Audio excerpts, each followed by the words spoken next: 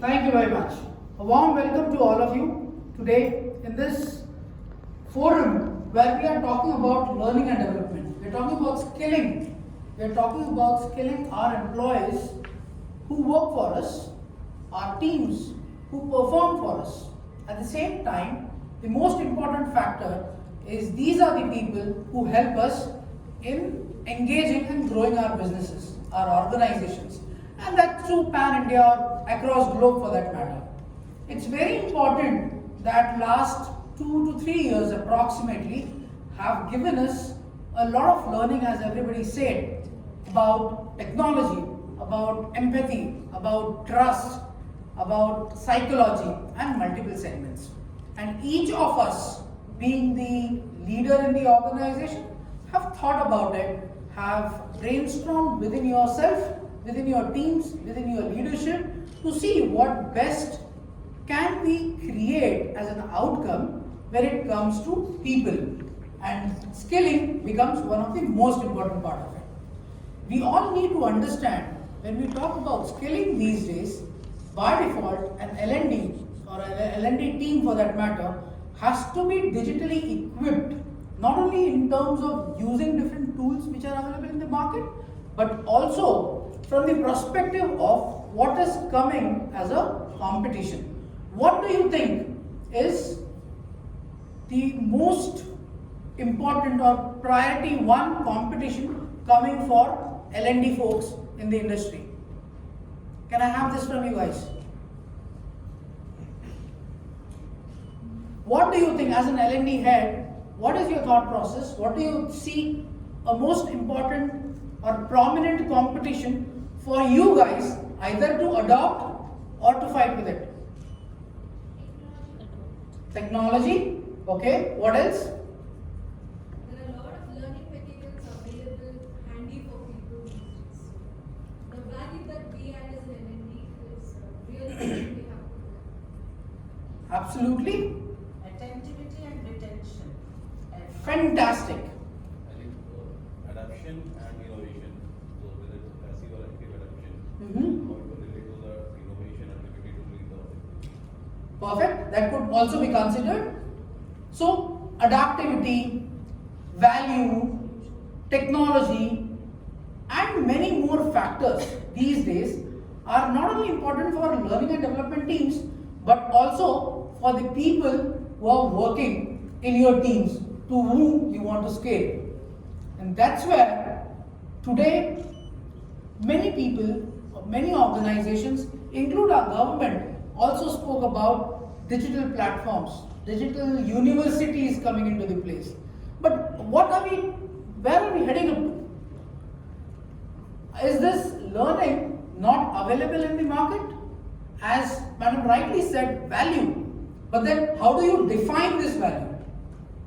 Today, let's take a very simple example. I'll take fundamentally every organization is defined to work with 3 pillars.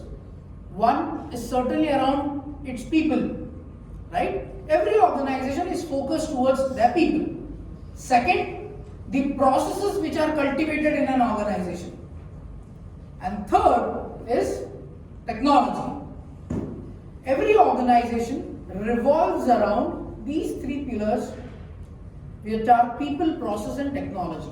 And at each stage, we will have to identify correct parameters which will not only talk about scaling or reskilling people with the help of simulation, with the help of assessment, with the help of valuation, psychometric analysis, psychological analysis, communication analysis, and what not.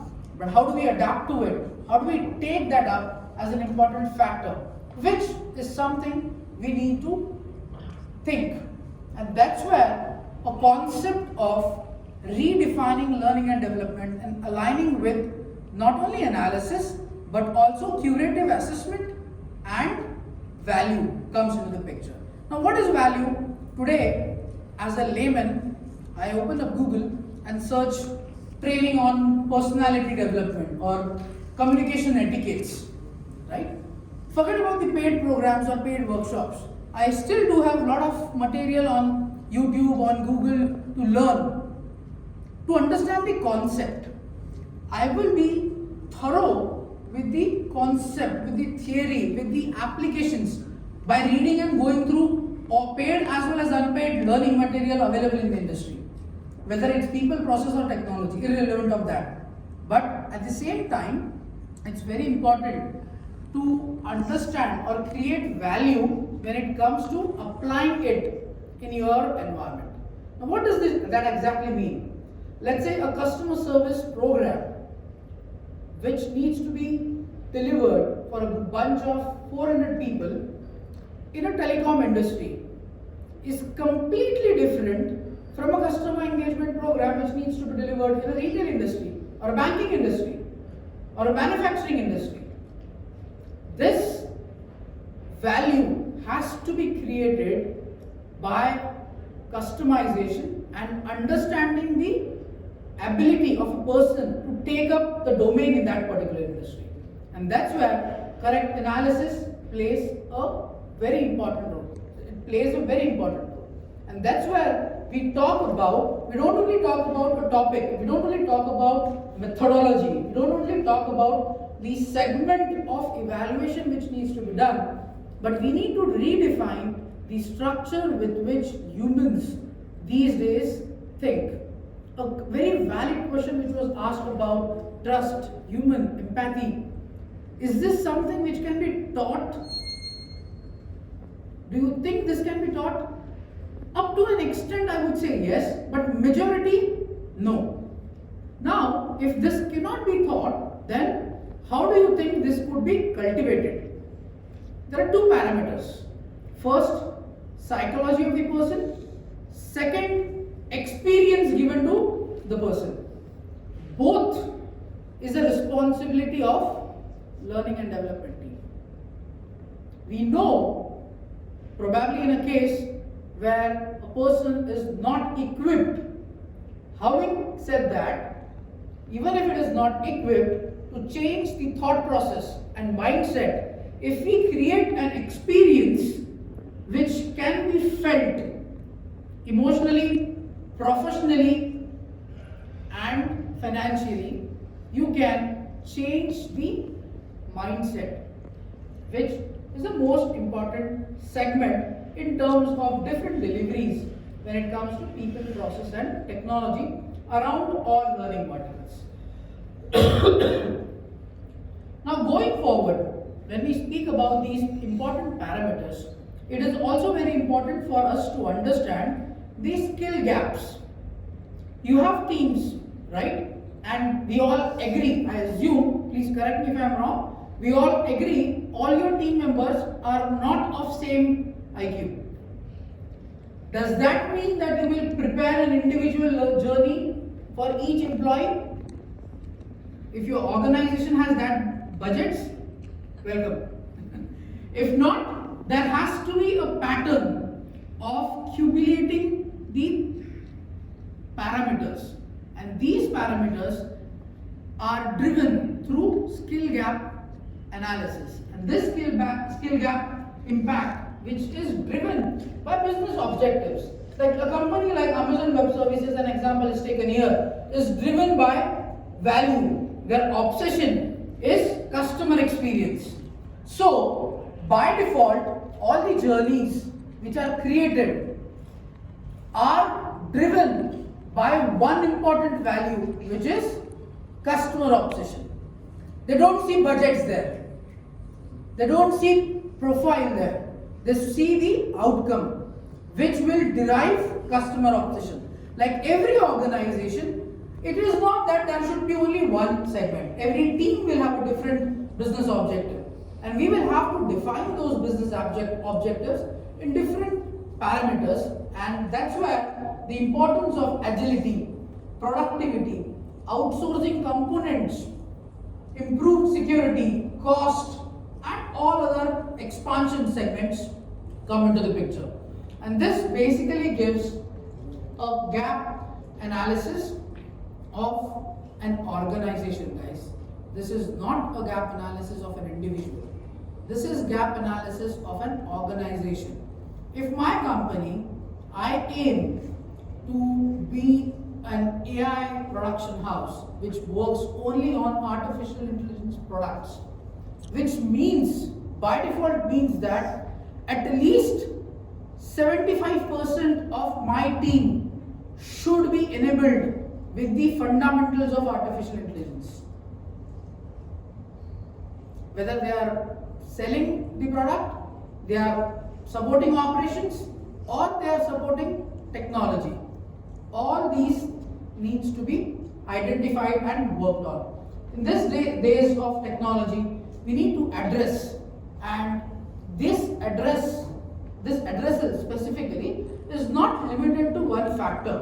This address fundamentally needs to cover important aspects of a mindset of a person. An individual might be very good in terms of technology, but if he is not able to manage and plan his teams, sorry guys, that would be a challenge. So we will have to identify and address skill gaps quickly and efficiently with industry-ready AI-based learning need analysis.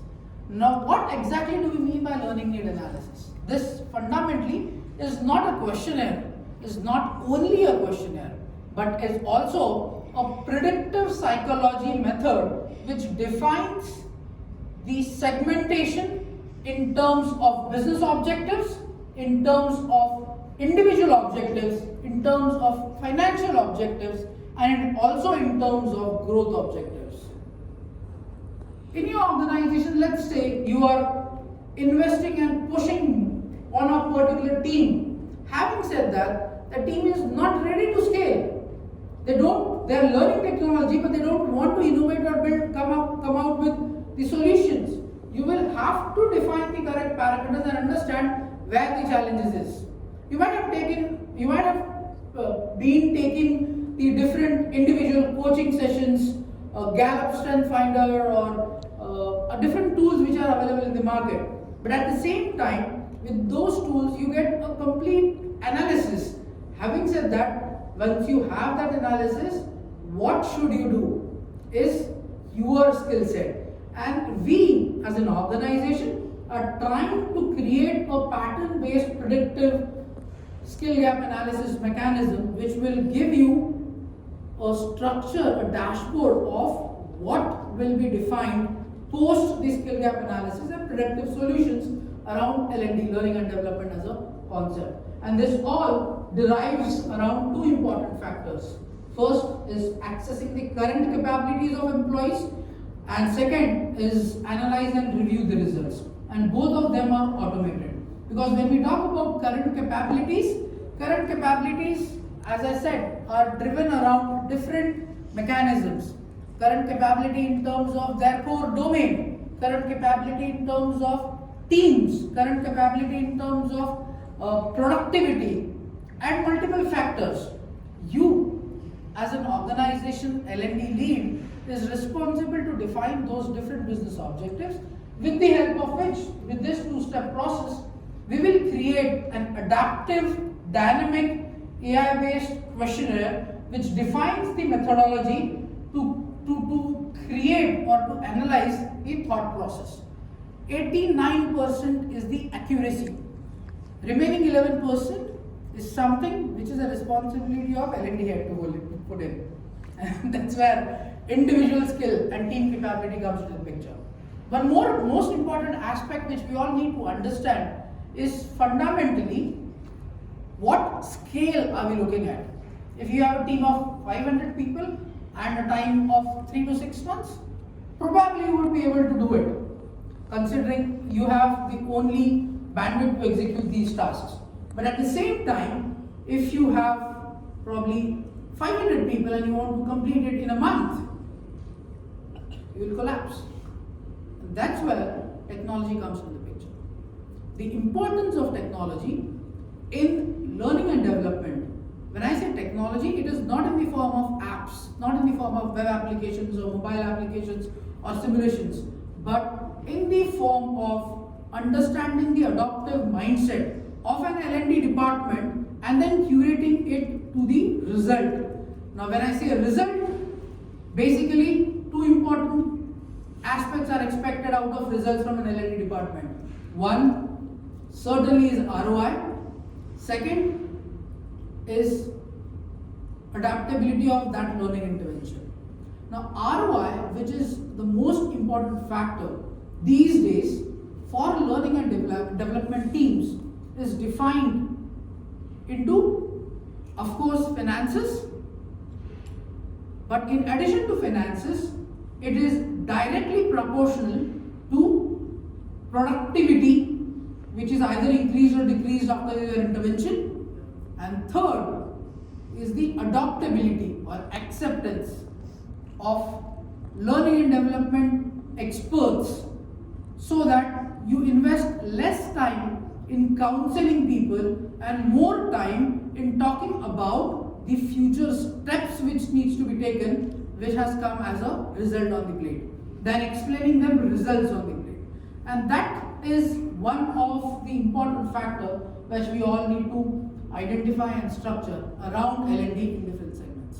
Now this can be defined, as I said, based on the role, based on the business objectives, based on the organization objectives, based on the teams, based on the domains on which they are working on, and different segments. So this is something which is not a pre-created structure, one size fits all kind of model, but it has to be customized. It has to be customized based on the industry first, then it has to be customized based on the domain for which you are executing, then it has to be customized based on the team, and last but not least is the problem statement. Why are you doing this intervention? It has to be customized addressing the problem statement, because if it is not addressing a problem, it is just like a tool which is playing Kaun Banega Crorepati with you, right? So that's where the objective is redefined in the learning segments, where we analyze role-based skills, we define the scores, or we will have to define the scores based on objectives, and summary patterns, which creates the simulation in terms of segment of every industry. And this basically further helps us in deriving correct ROI. What is the definition of ROI? Let's take a few fundamental examples from all of you. When a learning and development team is considered, what ROI does your organization expect out of your team? Anybody? Enhancing productivity, absolutely. What else? Increasing financial outcome. It goes in line with productivity. Productivity increases, financial outcome increases. Thank you. Somebody said something. Customer focus, business centricity, Business centricity, customer focus. Now, these are different definitions of ROI, right? Of learning and development department. Sorry? improvement in CSAT, customer satisfaction scores. Improvement in CSAT scores, absolutely. Now, this is an expected outcome. Now, with this outcome, there comes budget, which can be considered as investment, right? Because L&D department is a cost center when it comes to derive the financial framework for any organization. Now, how do we convert that cost center into a product which can be sold to management? And that framework is identifying 360-degree skill gap capabilities for every organization. And this is not only in terms of general identification, but in terms of fundamental customizations which can be done. And that is very important. Once we have this analysis and review fundamental segments, we also define the predictive methodology on what is the expected productivity or outcome from 0 to 6 months, 6 to 9 months, and 9 to 18 months. This fundamentally defines all the aspects in different segments. That's where the predictive algorithm creates different segments, not only around the domain, not only around the L&D piece, but also having the 360-degree interface of defining correct parameters. So these are few of the slides where we define and create the learning need analysis, which helps you to identify skill gaps across roles and functional areas, address gaps with customized training plans, and that defines all the segments. Thank you very much. I'm open for questions. Yep.